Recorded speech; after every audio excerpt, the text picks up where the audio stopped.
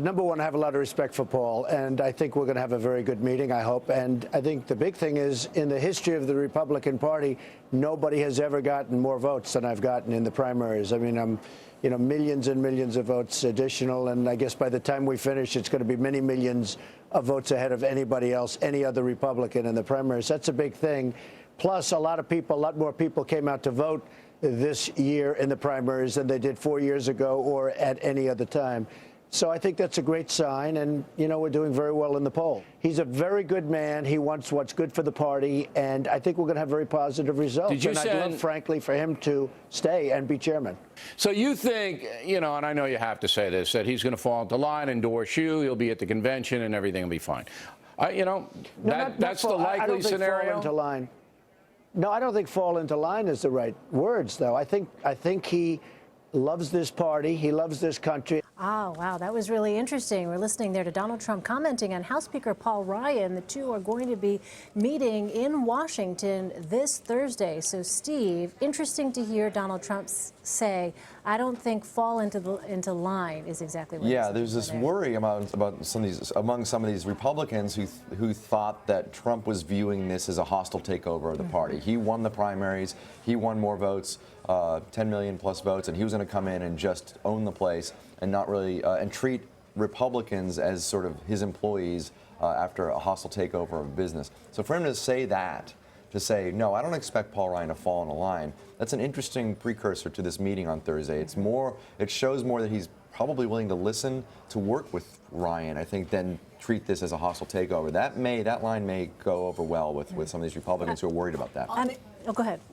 On the other point about Trump being nice to Paul Ryan, so let's decode that answer again. The answer was, I really like Paul Ryan. Also, I'm totally awesome. I'm so great. I'm amazing. I made this party awesome. I'm really great. And Paul Ryan, right? I mean, so he's not totally Mr. Humble Get Along even in that answer, quite yet. But, I mean, Leslie, isn't it true, though, that Donald Trump needs the Republican apparatus at this point? When we were talking off camera, there is actually a transactional reason for these two to come together, for Paul Ryan and Reince Priebus and Donald Trump to get together, because Donald Trump, who has famously said, I'm self-funding my campaign, now, if you're looking at a general election, it's a completely different game. Now we're in the billions of dollars in terms of advertising money, apparatus people on the ground. So it is extremely imperative for the party to be funded to full capacity, that everybody is working together and understanding, where strategically to put resources, how to engage the traditional bundlers, and to put the money machine in operation to work. And I know Linda was talking about this and just doing the political math. It's about $2 million a day.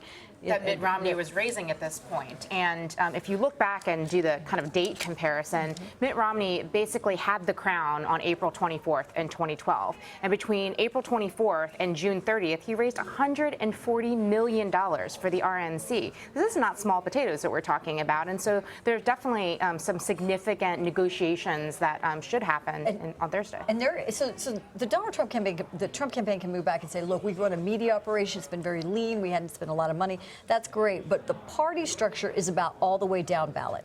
All the competitive Senate races, all the state chairman, getting everybody organized, and all the technology and voter ID that is going into making sure that the Get Out the Vote operation is competitive with where Barack Obama's was in 08 and 12. So there's a lot of extraordinarily important components to this meeting.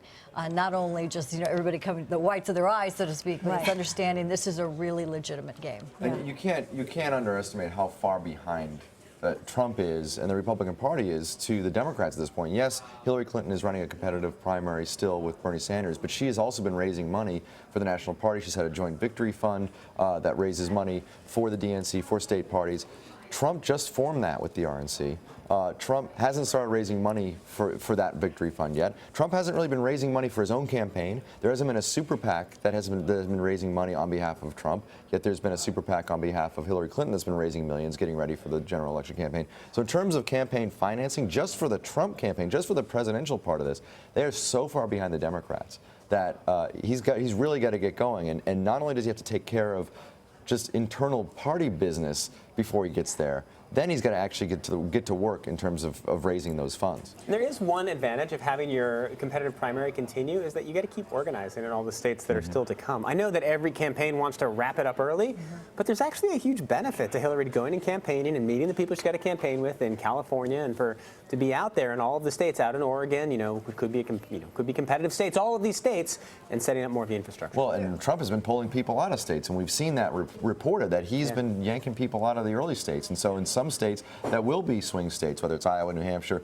those kinds of places, Florida, he's been yanking his employees, and so that organization has to be built again from scratch for the general election. He's got to organize to win votes in Congress at the moment. Which is key. And again, I said it was strategically wise for the speaker to hold his any type of support back, because you do have a lot of baseline conservatives and Republicans who want to ensure that he's going to represent the true kind of mantle of conservatism and that they can feel comfortable. And it was interesting. I had one senior staffer on the Hill who said it would cheapen the whole process if he capitulated too soon, that they want to see that they're having some sort of negotiation to at least protect the core elements of the platform. There are people that just care about the platform every 4 years at the convention, and they get past that, and a lot of people don't. They're like, okay, you can have them. And that was almost the give and take in the conversation. Let them have their core elements, pro-life, the key tenets of the platform remain, and let Mr. Trump work on those 3 policy areas, the simplicity of that he wants to move forward, and find a way to come together and give everybody assurances. That's what it's about. It's going to be kind of amazing to see how Trump goes along the platform, because Trump has, doesn't have a huge interest in policy. Like, he doesn't actually really care. He's not thinking about it. You talk to people inside of the Trump operation, it's like, look, we have a general sense of what we want to do, and we're going to be really good at it, but we haven't gone through the actual debates on policy. We'll do that after we're elected. He cares about a wall. He cares about having a wall built. He cares about... He's going to get the best people. But you go through the interviews with him on policy, and it's, contradictory statement after contradictory statement after contradictory statement after contradictory statement, right? I mean, he's not somebody who's really got refined views on all of this. So it will be extremely interesting as you go into the convention to see where it stands and whether he says, okay, yes, that, not that, let's do this, but not that. Whether he just sort of lets them have their own policy and then goes out as the standard bearer who will win, but won't explain exactly what. He doesn't need to change the party's platform to talk about the things he wants to talk about, right? So the question is, how much does he actually care about that part of the process? There's some thinking that he might not even care. Just let him have that. Fine. We're going to have a convention that's going to be entertaining and, star-studded and Donald Trump, and that's what it's going to be about. It's not going to be about talking about policy and the platform. I mean, that's what some people are thinking. Maybe some people are hoping that, too. Let the policy people have their platform and just leave it as it is. Keep the party platform intact and just let Trump do his thing. And I do want to say that there is this internal concern and grumbling that the party unify, come together, at least have some sort of agreement. Agree with me 80% of the time, you're my friend, and don't worry about the 20% when you're a traitor. That kind of digression of Ronald Reagan's line.